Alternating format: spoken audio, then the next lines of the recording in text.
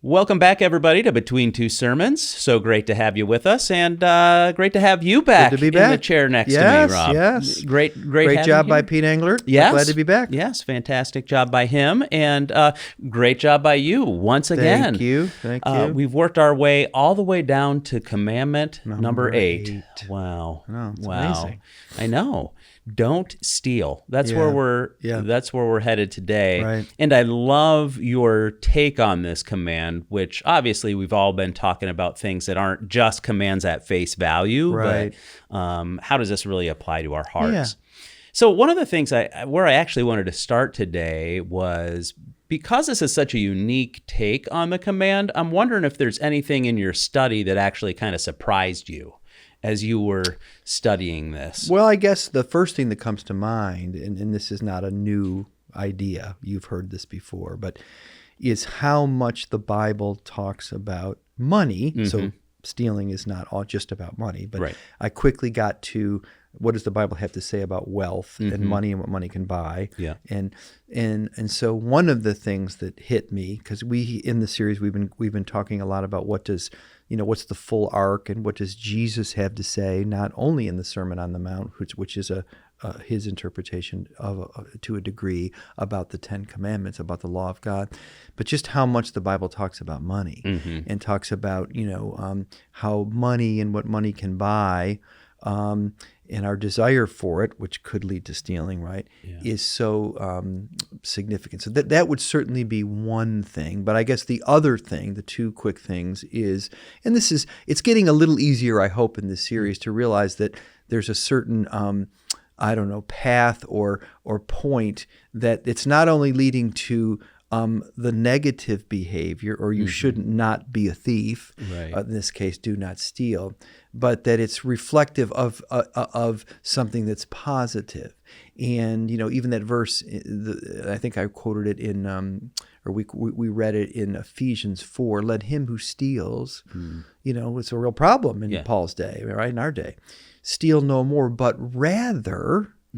Let him provide. This is a paraphrase, for people who are in need. So there's this connection, this impulse to turn this simple negative command of not stealing into something that's about being generous. Yeah. And so I know those are not new ideas, but I think that really stood out to me. And even as we were just talking about before we did this taping, you and I and some others, it's sobering to think in light of all the great, theology that just summarized in those few verses, how much we still do struggle to be people who are generous. And why are we, do we lack a generous spirit, a generous behaviors?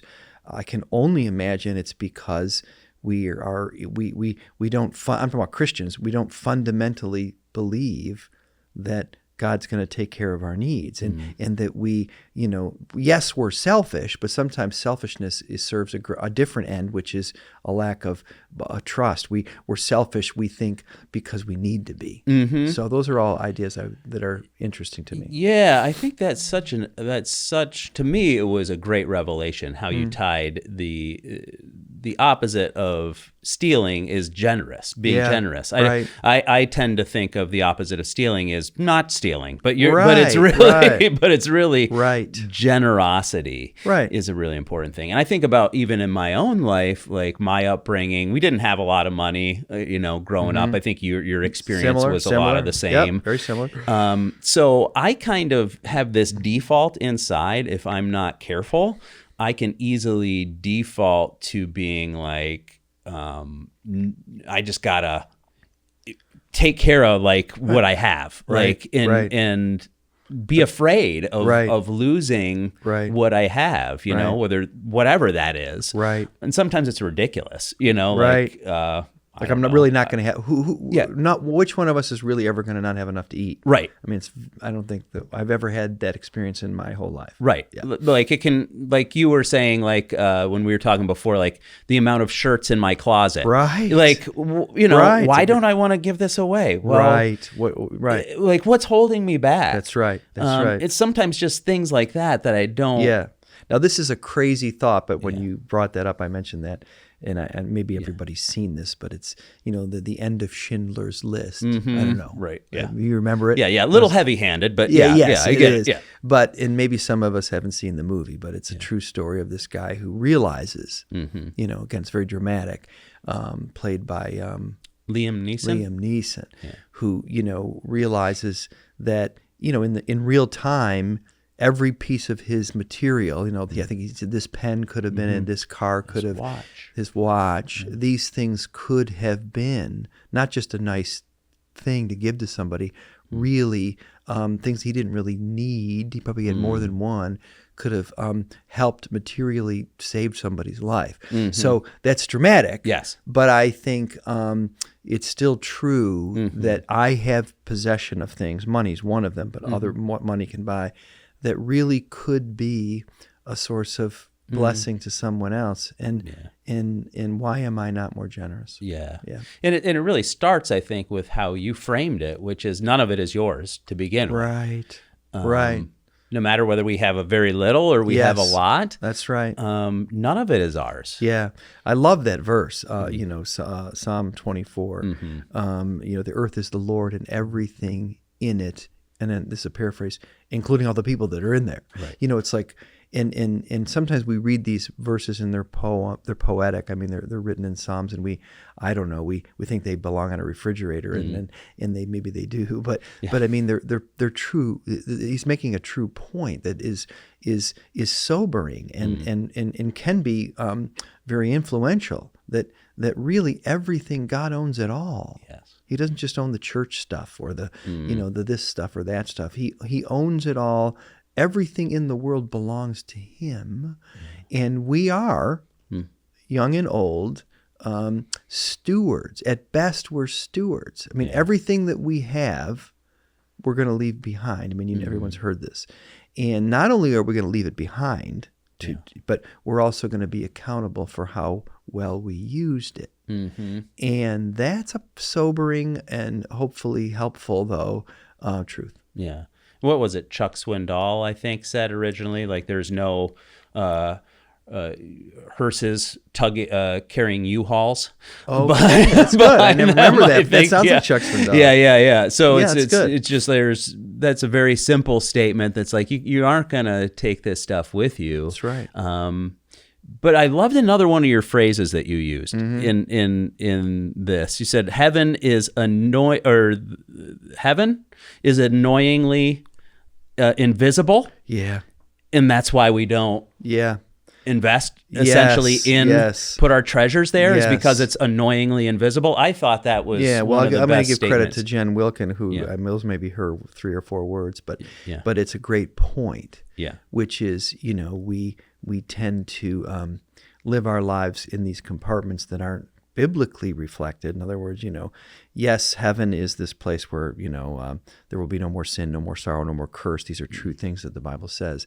But the realities, the blessings of heaven, let's call them peace and joy and contentment, these things can be ours to some levels of depth today.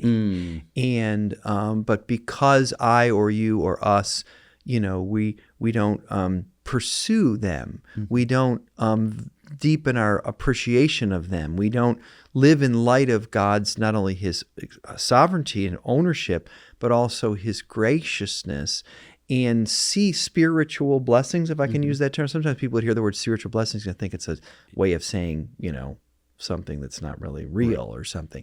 But no, these are real. And you might even think to yourself, what is really behind, let's just talk about at a worldly point of view, the pursuit of wealth, the pursuit of fame, the pursuit of stuff. We're all part of this.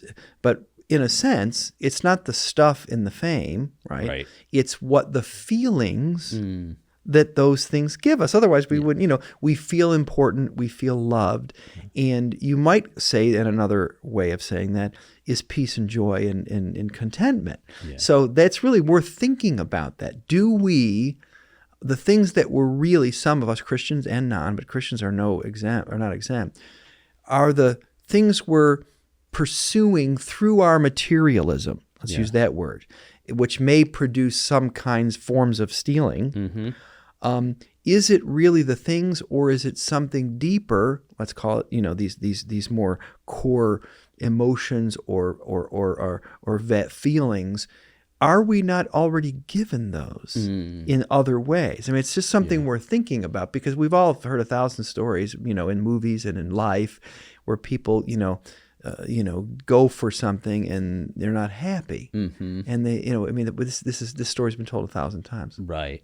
And I think we know those people in our lives who have gotten there. Yeah. Gotten to that place where. That mystical place where it's like, oh my goodness, by every standard, you have succeeded. Right. And many of them are unhappy. Yeah. It's not like they've, and that's, I think, where you landed with this, that our true happiness is found as we give away. Right. It's counterintuitive. It is counterintuitive. But I didn't quote the verse, but it, and Jesus says it's more blessed to give than receive. And again, sometimes we think he's making a sort of a statement, like, do it my way, but I think he's really reflecting a reality. Yes. Right? Yeah. He's saying, no, I'm saying this is really, and I think if we think about it, and that's something we need to challenge ourselves with every day, if we think about times in our lives, it could be very small. You gave 10 minutes away to somebody, you stopped what you were doing, you did give money, you did delay a purchase, it could be a lot of things, but where you and I actually gave our money or our time away and found satisfaction and joy. And if we could only hang on to that and remind ourselves that what we're trying to pursue through accumulation often is, I'm talking about the feeling, the peace, is really found in giving away and serving. Yes. And that is a lifelong, or a history-long truth that Jesus talks about, but we don't hang on to it so well. Yeah, and we need these reminders in our lives, because the fact is we live in a very consumeristic society, and increasingly so. Yeah. Even when you turn on the news, it's about the American consumer. Right. That's how people are referred to in our society. And so we need these reminders that doesn't define us. That's our consumption, we are not consumers by our nature. Right. Jesus calls us to be givers by our nature. Yeah. And that is the place where true happiness is found. It's interesting. I know you've heard this 100 times, but if Jesus exemplifies perfect humanity and he's our model, he didn't have a whole lot of stuff. Right. One would assume he was, even though he was, sobered by the suffering that he was giving his life for and preparing for, pretty peaceful guy. He was someone who was present with people and seemed to enjoy life and let the children come unto me. He was. I think I would imagine if I was his neighbor, I'd say he's a pretty content man. Yeah, and he didn't have very much. Right. I don't think he ever owned a home. Yeah. Or of course, he didn't have a car, but that says something to us. Yeah, should. For sure, for sure. So I think maybe as we reflect on this together, whether it's in your small groups or individually, a question to be considering maybe is something that Jesus said, where your treasure is, there your heart will be. Right. Not just, as you said, Rob, not just follow your heart, but the natural thing is your heart will follow what you value. Yeah. What is your most important value? What is your treasure, to use Jesus' word? Yeah. So if you looked, I don't know, this could be kind of a sensitive one to talk about with everybody, but if you looked in your checkbook, if you looked in your bank statement, if you looked in your closet, whatever it is. What would the values honestly be? Where is your treasure, if you're honest about it? Right. And maybe what is one step forward to maybe putting that treasure where God is asking you to put it? Even a step this week. Yeah. No, that's a great idea. Yeah. What's a step of generosity? Yeah. Sometimes it's just, it's like anything else, I'm going to start a new behavior. Yeah. And one could be, how can I be generous? Right. And just do it. Yeah. Yeah. Yeah. I love it. Yeah. Well, thanks again, Rob, for joining us. And thank you for that wonderful sermon again. Thanks. And thank you all for being here with us. And I hope you have a great discussion on this one. I'm sure it will prompt a lot of conversation between you. And hope you join us right here again next week on Between Two Sermons.